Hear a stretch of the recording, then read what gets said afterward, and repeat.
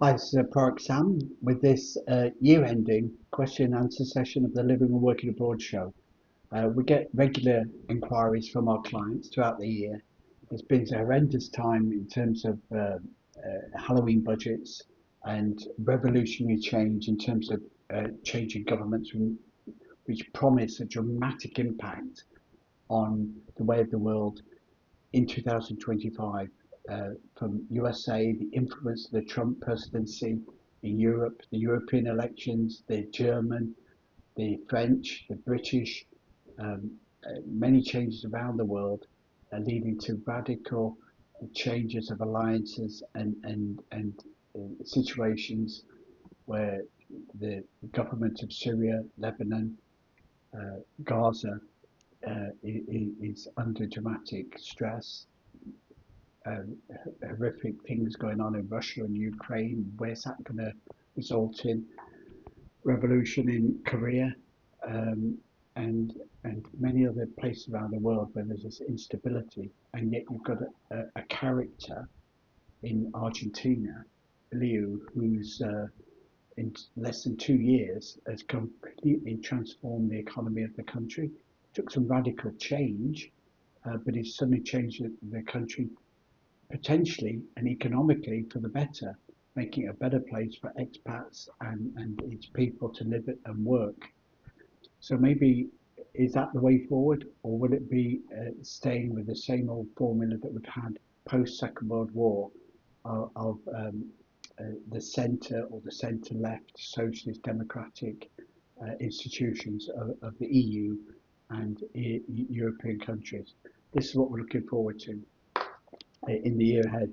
And you can join us at the Living and Working Abroad show each year to look at how, each week during the year, to look at how we're changing things and looking forward to tax for expats living and working abroad. In the new year, we'll be doing a range of shows. We'll be doing some webinars as well as regular question and answers. So we've got some year-end questions here which we want to try and answer in this show, and as well as wishing you a happy Christmas and prosperous New Year. The first question we've got is from one of our contacts in Cyprus. Nicholas says that he and his wife have got three pensions, and two of the wife's pensions and one of the husband's, and they're intending to come and live and retire in Cyprus. So how can they reorganise their three pensions, the two for the wife and one for the husband, in a better way to pay less tax when they become residents in 2025 in Cyprus? In the famous words of the HMRC, you cannot choose how much tax you pay or where you pay it. As far as the HMRC is concerned, the English law is concerned, they assess your income and your tax liability. As a British citizen, you're automatically domiciled in the UK and liable for tax on your worldwide income unless you're domiciled or tax resident in another country. That's a big change in the Halloween budget this year, that by April 25, the status of calculating domicile will change. However, in the short term, in the first 4 or 5 years, nothing materially changes from the current position. So you can't choose that. Even so, pensions are UK pensions are fixed in the UK to a degree. That is, a UK pension is taxed in the UK unless it's taxed in another country under a double taxation treaty. As an individual, you're a tax resident in the UK for your worldwide income unless you've got a tax residence in another country with a double taxation treaty with the UK. Once you've done that and you're tax resident in another country, potentially you can get your pension transferred over to that new country. Now, from the end of 25, you can't do that. From the end of 24, you can't do that with government service pensions. But even so, moving to Cyprus is tax effective, Nicholas. The maximum tax you're going to pay is a flat rate 5% for both of you. So it doesn't matter how much, if you've got three pensions of 30,000 each, That's 100,000 income between the two of you. Doesn't matter whether it's 50-50 or 100. There's no marginal tax on pension income in Cyprus. If you've got an overseas pension, it's paid at a flat rate tax of 5%, no more. So you're absolutely fine. Cyprus is a great place to relocate for people with pension income to get flat rate income and 0% on dividends and investment portfolios. Contact us for more information at proactpartnership.com. We'll be able to help you when you relocate living and working abroad as a retired expat in Cyprus in 2025.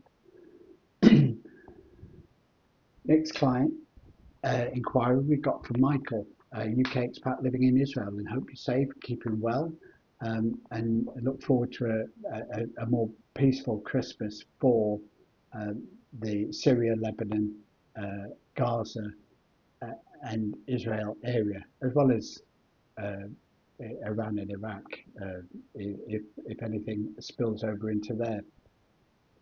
So what Michael's asking, he actually said in his question that he's been an expat from England since 1919, in which case he's 104 now. So good for you, more than 104. If you live that long, good on you, and long may it continue. So I'm going to assume that you've left the UK as a UK expat in 1991, 24 years ago, just coming on to 25 now, to live permanently in Israel. But meanwhile, you've maintained a home in London with your wife, and it's been rented for the last 6 years. Um, and so there's a question. Um, as my house is domiciled in Cyprus, um, is the house in London not your main property, and therefore will be inheritance tax exempt? The simple answer to all that, Michael, is completely wrong, a complete misunderstanding of the current rules. But even so, the rules are changing in April 25 as well. So let's just consider that. Property rental and property sales, residential property and residential property sales by an individual are all fixed income and gains in the UK. Now, they can have a deferred element or an exchange element of income, but in effect, any income from property rental is taxed in income as a fixed income in the UK. So if you're an expat and you're earning 12,000, 12,500 a year in the UK, it's below your personal allowance, and it's an efficient use of personal allowance income from the UK. Still potentially taxable in your country of residence, depending upon that double taxation treaty. So if a couple, an expat couple, have got a UK property that's generating net around 25,000 a year rental income, that's potentially a tax-free investment income from the UK, but it's still taxed in the UK.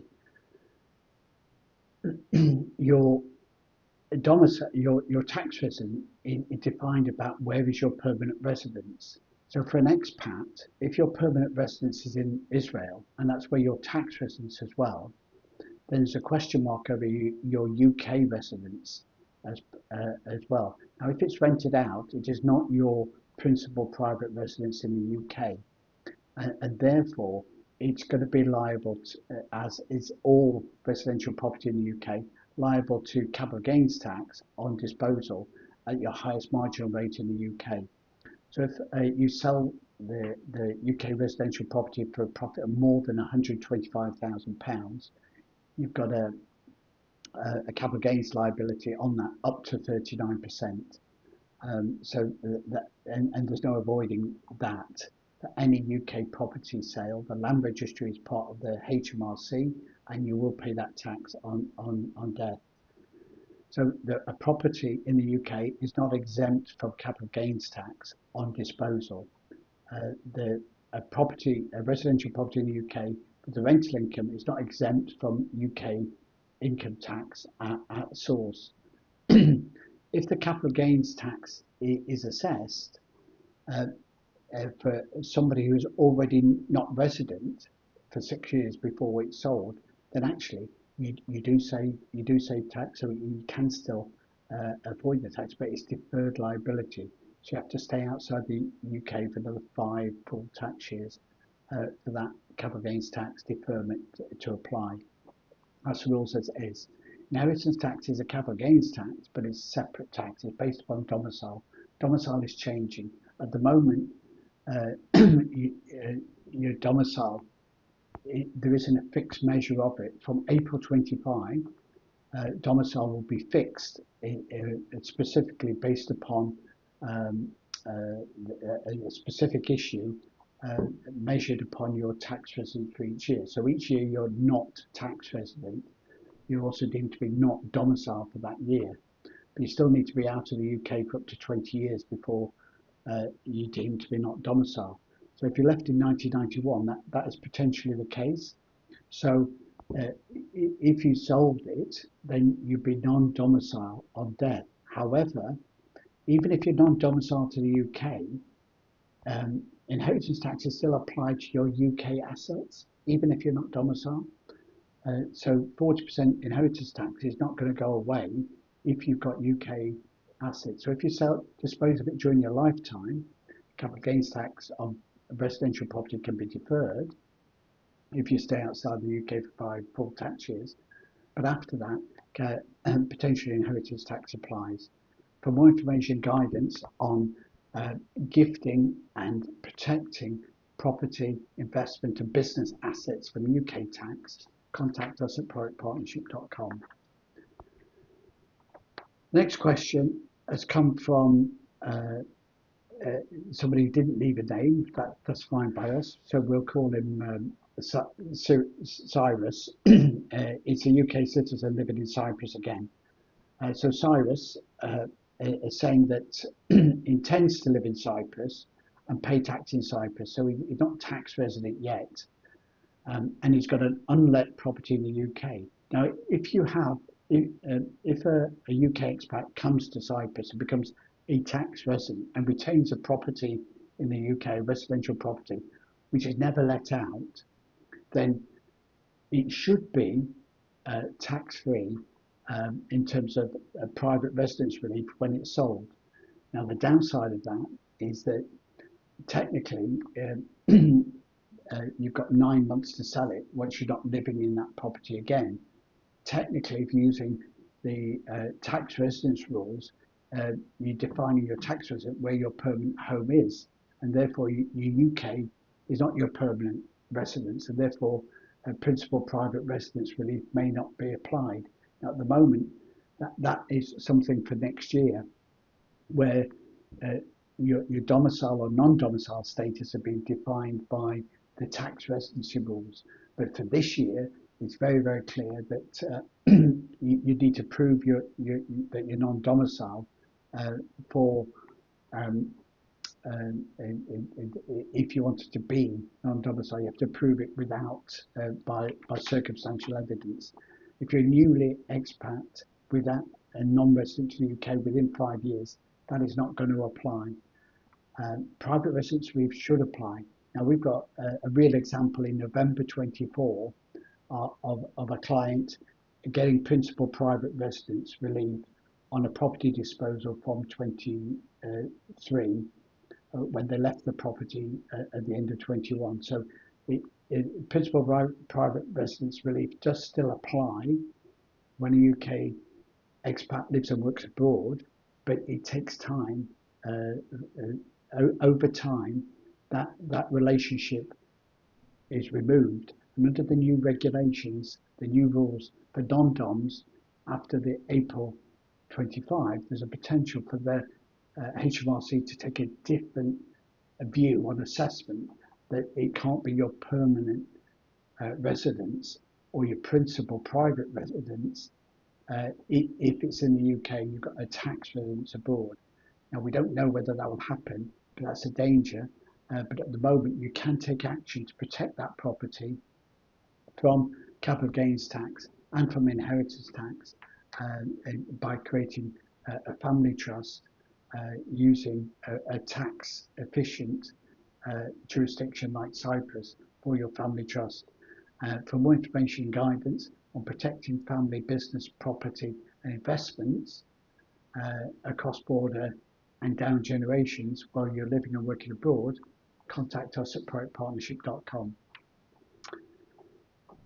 Next question has come from a walk-in customer that we had in our Cyprus office this month, and they're asking, do they qualify for state healthcare in Cyprus if they're a resident, if they've got a resident permit in Cyprus?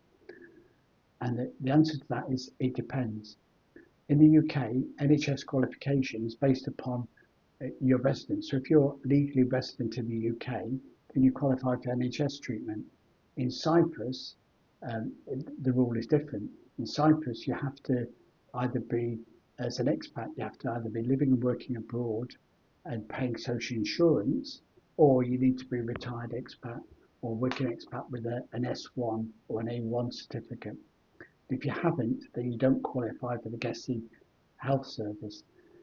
So for an expat in the UK, once they've been a resident in Cyprus for 5 years and get a permanent residence, this is the same as indefinite leave to remain in the UK. So the 4-year step in the UK to identify, you can be non-domicile for 4 years, but after 4 years, we're going to start considering your domicile. It's because they're beginning to consider you as a permanent resident and considering you for indefinite leave to remain. And therefore you're subject to all the taxes and all the rules in the UK. And in Cyprus, that's when you gain, after 5 years, with permanent residence, healthcare and citizens' rights. You don't get a right to vote as a permanent resident of Spain, Portugal, Greece, France, any other country. But as a permanent resident, you get citizens' rights apart from that. So if you're an expat living and working abroad in Cyprus, and you've got any sort of residency permit, once you get to 5 years, contact us at proactpartnership.com, and our Cyprus office can get you onto a permanent residency, which gives you qualification for healthcare, even if you're not working and paying social insurance in Cyprus, whether you're retired or whether you're working in the Middle East or Asia or another country. Contact us at proactpartnership.com. Another question we've had online from one of our clients is that when will my pension start being taxed in the UK again?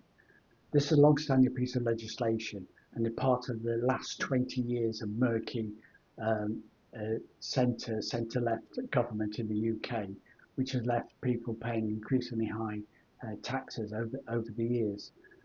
With pensions, the British have taken 10 years or so to move to a system which is more akin to United States and Canada. So it's not a bad system, it is just a different system. So it is a change, and it's a change for better or a change for worse. So one of the other questions earlier was about their pension.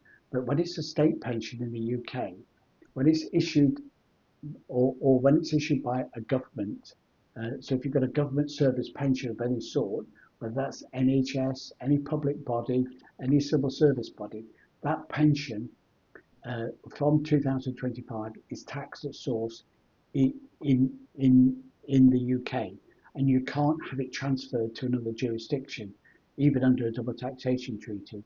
So if you've got a 12,000 a year pension from a government service in the UK, that continues to be taxed in the UK beyond 2025, and but you pay no tax on that 12,500. However, if you've got a 60,000 state pension or so government service pension from the UK, that will be taxed in the UK wherever you are. So you can't enjoy 5% tax in Cyprus on pensions or 5% tax in the Middle East. You're going to be paying the UK's highest marginal rate, and at 60,000 that's 40%, and at 125,000 that's 45% or more, and that's something that's unavoidable. Now the only way to plan and avoid that is to move your pension into a money purchase scheme and offshore it way before you reach the retirement age. So for some people, when you've got pensions in payment, it's too late. But if you're an expat that's living and working abroad, and you've got some UK government service pensions, NHS, civil service, any public body, and you want to consider uh, making some moves to protect that income in the very long term, it is expensive and complicated, but if you want to consider that, contact us at productpartnership.com.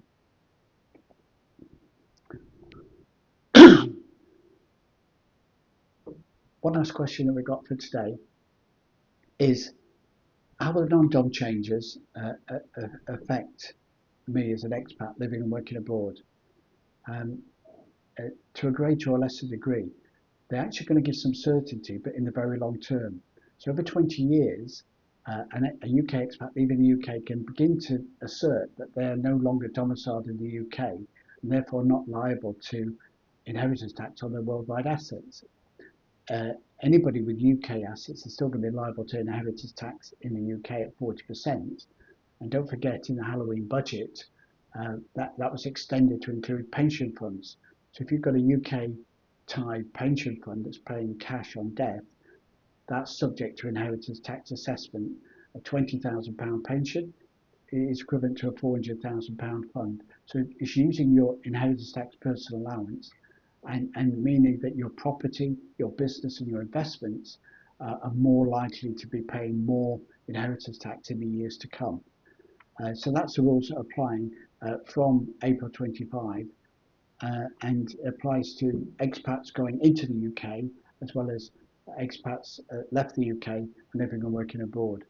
So the, the non-dom changes are going to affect everybody in terms of inheritance tax and your liability to capital gains tax and your ability to pay tax on remitted income as opposed to worldwide income. So if you're an expat in the UK, potentially your tax rate is going to go up. Now you can protect that using uh, a, a, it's a family trust or family trust company. You can reduce your amount of tax. We're not talking about evading tax. We're not talking about not paying tax. We're talking about paying a flat rate and a lower rate of tax than the UK highest marginal rates, where you could be paying 45% income tax and 10, 15, 20% other taxes in terms of national insurance, social insurance, and the like. Um, Non-DOMs, even if they've been living in the UK as a non-dom quite happily for 4 years, that 4 years immediately counts. So it's not a new count from the 5th of April 25. So any expats that are in the UK and they've been in the UK for more than up to 4 years by April 25 will have to pay tax on their worldwide income, dividends, savings, income, and capital gains from the 6th of April 25. So it's a big, big change. You can protect those worldwide assets using a family trust or a family trust company. And for more information guidance on that, contact us at productpartnership.com.